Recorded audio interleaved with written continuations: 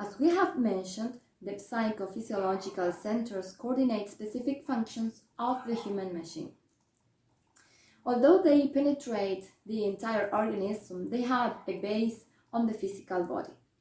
These centers are divided into two types: the lower centers, which are 5, mainly influenced by the ego, and 2 superior centers, which the ego can't reach. We will focus mainly in the lower centers, but we will mention the 2 superior centers too. Let's start. The intellectual center is located in the cranial cavity, and it's responsible for the intellectual functions, such as reason, memory, thoughts, etc. In this center, the ego wreaks havoc with permanent absurd thoughts, wanderings, fantasies, problems which don't exist, subjective imagination. We have to learn how to put an end to the infinite number of thoughts that constantly assault us, preventing us from concentrating in the really important transcendental aspects of our life. The excessive waste of energy of this center causes psychic and physical disorders, which ultimately can become madness, schizophrenia, hysteria, etc. The prolonged reading or study is harmful for this center. A person may have lifelong injuries. Overwork cases are one of these examples. So we must avoid all extremes.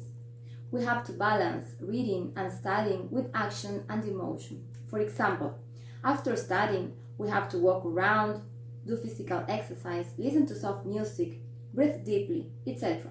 The motor center is located at the top of the spine, behind the neck, and it's responsible for the motor functions and habits. The ego acts in this center to physically manifest.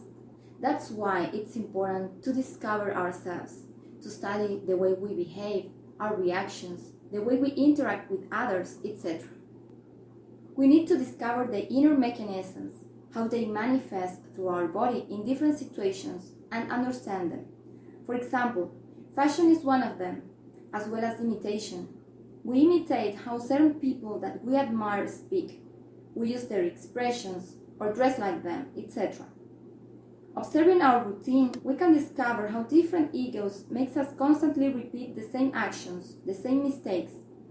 Alimentary disorders, self-destroying habits, vices, compulsory behaviors, exposing our bodies to unnecessary risks or damages, are produced as the unconscious activity of the ego through this center.